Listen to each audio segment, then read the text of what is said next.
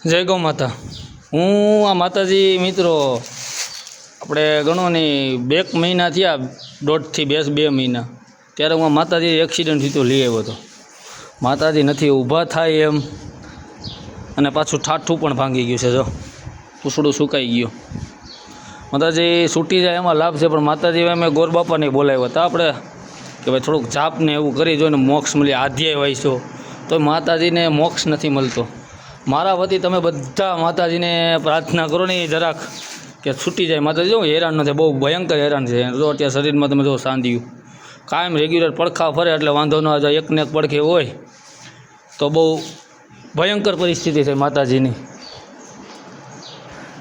એવું છે। પાછળને હું જનાવરે દાઢેલો હતો, જેની ડોકી ભાંગી ગઈ છે। જો